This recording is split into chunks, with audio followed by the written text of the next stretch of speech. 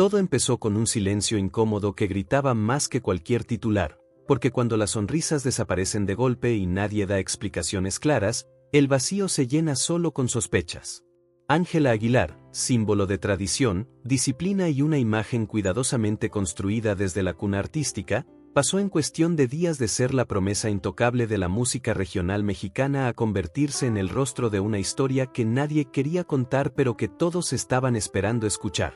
Y al otro lado de esa historia aparece Cristian Nodal, el artista que canta al desamor como si lo hubiera inventado, y que una vez más parece haber decidido vivir exactamente lo que luego convierte en canción. La relación entre Ángela y Nodal nunca fue sencilla, aunque durante mucho tiempo se intentó vender como un romance discreto, maduro y casi elegante dentro de un medio que vive del escándalo.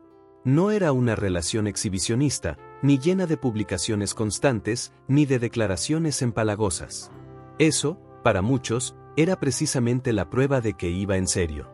Dos artistas jóvenes, exitosos, con carreras sólidas, cuidando su vida privada como si entendieran que no todo tiene que ser contenido. El problema es que cuando se cuida tanto algo, cualquier grieta se nota el doble.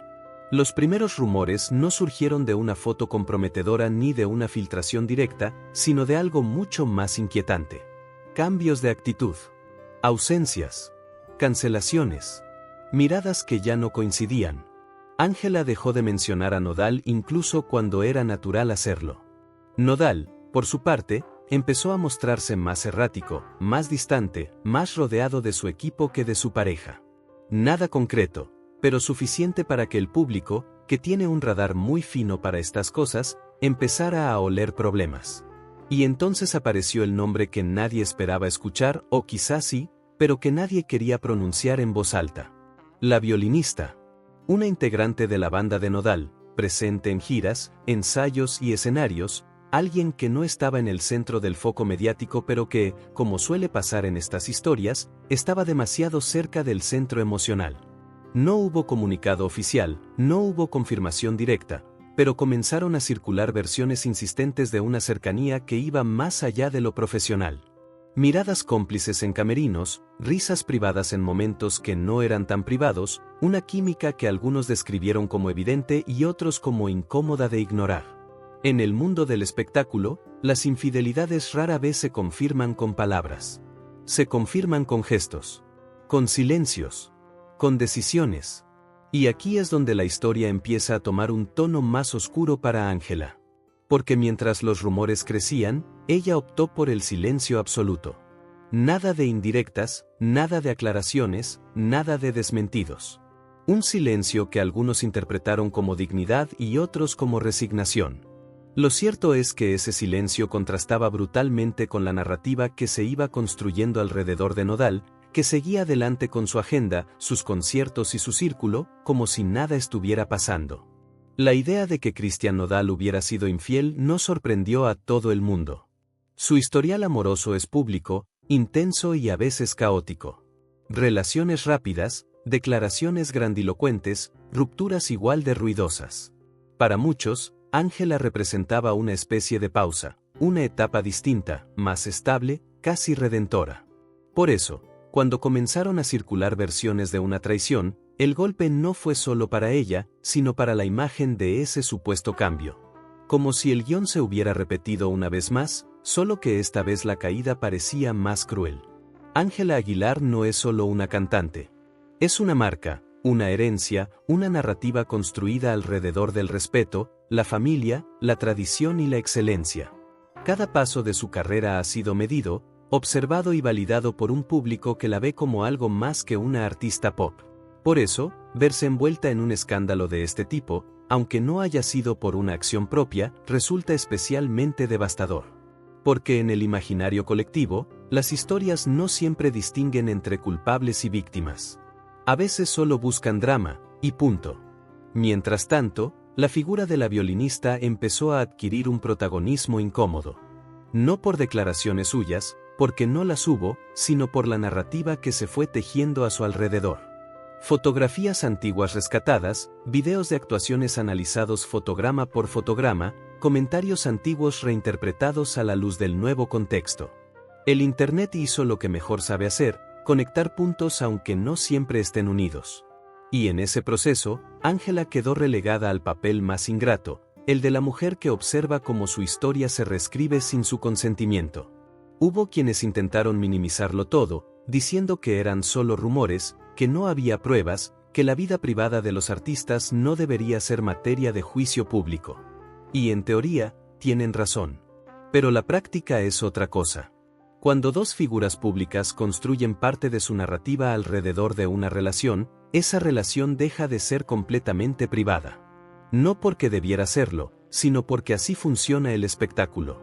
Y cuando esa narrativa se rompe, el público exige explicaciones, aunque no tenga derecho real a ellas. Ángela, fiel a su estilo, no entró en el juego. No lanzó indirectas en redes, no hizo declaraciones ambiguas, no se victimizó públicamente. Siguió trabajando, cumpliendo compromisos, apareciendo en eventos con una sonrisa que muchos describieron como forzada pero profesional. Esa actitud, lejos de protegerla del escrutinio, la convirtió en un lienzo en blanco sobre el que cada quien proyectó su propia versión de la historia. Para algunos era la víctima silenciosa. Para otros, la ingenua. Para otros más, alguien que sabía más de lo que decía. Cristian Nodal, en cambio, pareció optar por la estrategia opuesta. Sin confirmar nada, tampoco negó nada con contundencia. Sus apariciones públicas se volvieron más erráticas, más cargadas de una energía que algunos interpretaron como culpa y otros como simple cansancio. Canciones con letras ambiguas, declaraciones que hablaban de procesos personales, de errores, de aprendizaje. Todo muy vago, todo muy interpretable. Lo suficiente para alimentar el fuego sin apagarlo nunca. Y aquí es donde la historia deja de ser solo un chisme y se convierte en algo más revelador. Porque lo que realmente destruye a Ángela en esta narrativa no es solo la supuesta infidelidad, sino la forma en que el sistema del espectáculo gestiona estas situaciones.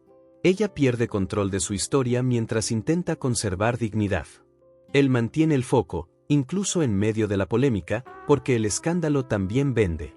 Y la violinista, real o simbólica, queda atrapada en un rol que nadie pidió pero que el público asignó sin consultar. No se trata solo de una relación rota. Se trata de expectativas. De cómo se construyen y se destruyen imágenes públicas. De cómo una mujer joven, criada bajo una lupa constante, debe cargar no solo con su propio dolor, sino con la narrativa que otros deciden imponerle. Y todo esto ocurre mientras la industria sigue girando, los conciertos siguen llenándose y las plataformas siguen monetizando cada segundo de atención. Si hasta acá te estás dando cuenta de que esta historia es mucho más compleja de lo que parece, dale al botón de suscribirte, porque entender el espectáculo desde adentro es la única forma de no tragarse el cuento completo. El impacto en la carrera de Ángela no fue inmediato en términos visibles, pero sí profundo en lo simbólico. Cada entrevista posterior fue analizada con lupa. Cada gesto, cada palabra, cada silencio. Se le preguntaba sin preguntarle. Se le insinuaba sin nombrar. Y ella respondía como podía, hablando de música, de proyectos, de crecimiento personal. Pero el elefante en la habitación siempre estaba ahí, ocupando más espacio del que nadie quería admitir. El público, dividido como siempre, tomó bandos. Algunos defendieron a Ángela con una vehemencia casi militante. Otros relativizaron la situación, argumentando que nadie sabía la verdad completa. Y no faltaron quienes, con una frialdad sorprendente, culparon a ella por confiar, por idealizar, por no ver venir lo que, según ellos, era inevitable. Como si la traición fuera un error de cálculo y no una decisión. La figura de Nodal, lejos de desplomarse, pareció adaptarse al caos. No sería la primera vez que convierte una crisis personal en combustible creativo. El problema es que esta vez el costo emocional parecía recaer casi exclusivamente en ella. Porque mientras él podía refugiarse en su imagen de artista atormentado, ella debía sostener una identidad construida sobre la estabilidad, el respeto y la coherencia. Y eso, en medio de un escándalo, es una tarea casi imposible. La historia con la violinista, confirmada o no, terminó siendo el símbolo de algo más grande. De la fragilidad de las relaciones expuestas. De la desigualdad en la forma en que hombres y mujeres atraviesan el escándalo público. De cómo el talento no inmuniza contra el dolor, y la fama no protege del golpe cuando viene de alguien en quien confías. El final de esta historia, al menos por ahora, no tiene un cierre claro. No hubo comunicado conjunto. No hubo aclaración definitiva. Solo caminos que se separaron y un público que siguió adelante, buscando el próximo drama, la próxima historia que consumir. Pero para Ángela, el aprendizaje quedó marcado a fuego. No solo sobre el amor, sino sobre el precio de vivir bajo una lupa que no perdona errores ajenos ni propios. Y mientras todo esto ocurre, conviene recordar algo esencial. Detrás de cada titular hay personas reales, con emociones reales, atravesando procesos que no se resuelven con likes ni comentarios. El espectáculo seguirá, eso es inevitable. Pero entenderlo con un poco más de contexto, de criterio y de humanidad es una elección que sí está en nuestras manos. Si querés seguir viendo análisis que van más allá del chisme fácil y te cuentan lo que realmente pasa entre bambalinas, suscríbete al canal. Acá no gritamos titulares, los desarmamos. Porque al final, esta historia no va solo de una infidelidad. Va de expectativas rotas, de narrativas impuestas y de cómo una figura como Ángela Aguilar tuvo que reconstruirse en silencio mientras el mundo discutía una versión de su vida que nunca controló. Y eso, más allá de nombres propios, es una lección incómoda sobre el precio de la fama que nadie debería ignorar. Ese precio de la fama se manifiesta en detalles pequeños que casi nadie nota a simple vista, pero que para quien los vive pesan toneladas. Por ejemplo, la forma en que una agenda profesional se convierte en refugio y prisión al mismo tiempo. Ángela siguió cantando, ensayando, viajando, cumpliendo con cada compromiso como si el escenario fuera un territorio neutral donde nada personal podía alcanzarla. Pero incluso ahí, en ese espacio que domina desde niña, el contexto había cambiado. Cada aplauso llevaba una doble lectura. Cada ovación podía ser admiración genuina o compasión disfrazada. Y eso, para alguien que se formó en la idea de ganarse el respeto por mérito propio, no es menor.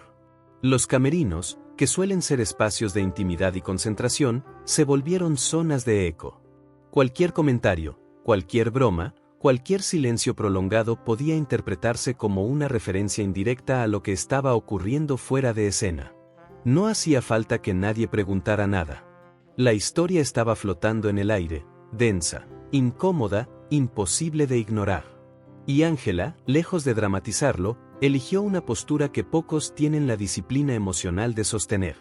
Seguir adelante sin concederle al rumor el protagonismo que estaba pidiendo a gritos.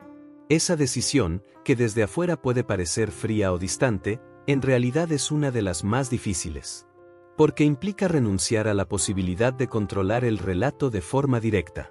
Implica aceptar que habrá versiones que no podrás corregir, interpretaciones que no te representan y juicios que no te corresponden.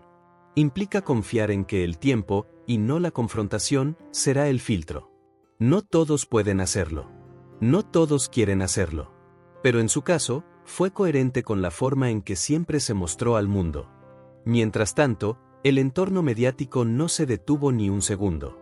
Programas de espectáculos analizando gestos mínimos, titulares que jugaban al borde de la afirmación sin cruzarla del todo, influencers convirtiendo suposiciones en contenido rentable. Cada movimiento era materia prima. Si Ángela aparecía sonriente, se decía que estaba fingiendo fortaleza. Si aparecía seria, que estaba devastada. No había una lectura posible que no estuviera condicionada por el escándalo. La narrativa ya estaba escrita, y ella tenía que convivir con ella sin haberla firmado. En este contexto, el contraste con Cristian Nodal se volvió inevitable.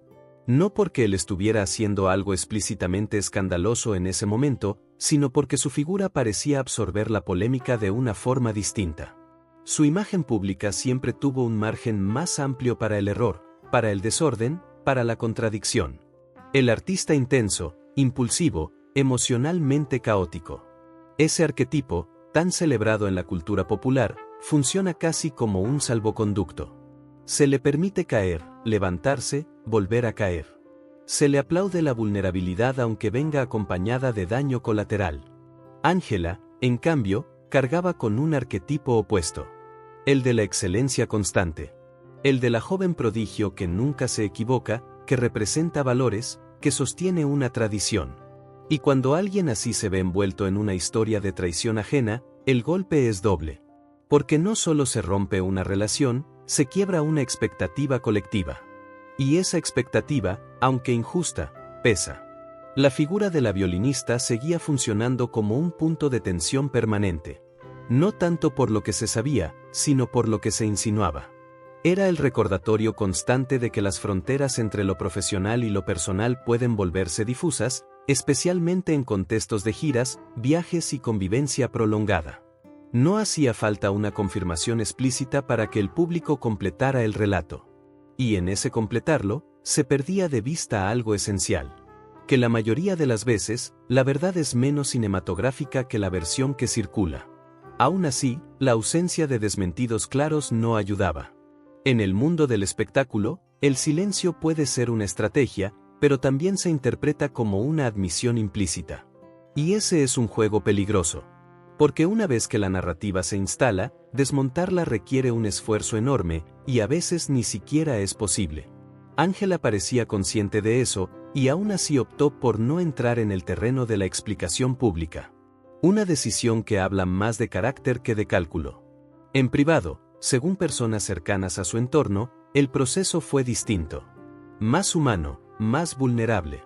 Porque ninguna disciplina artística, por más sólida que sea, anula el impacto emocional de sentirse desplazada, traicionada o simplemente ignorada. La diferencia es que ese proceso no fue exhibido. No se convirtió en contenido. No se monetizó. Y en una época donde la exposición emocional se confunde con autenticidad, esa reserva fue casi un acto contracultural. Todo esto alimenta una pregunta incómoda que pocas veces se formula con honestidad. ¿Qué espera realmente el público de figuras como Ángela Aguilar? Que sean talentosas, sí. Que sean carismáticas, también. Pero además, que sean ejemplares. Que encarnen una estabilidad que ni siquiera se le exige a quienes las observan. Y cuando esa estabilidad se ve amenazada por factores externos, la reacción no es empatía automática, sino análisis, juicio y consumo del drama. Es en ese punto donde la historia adquiere una dimensión más amplia.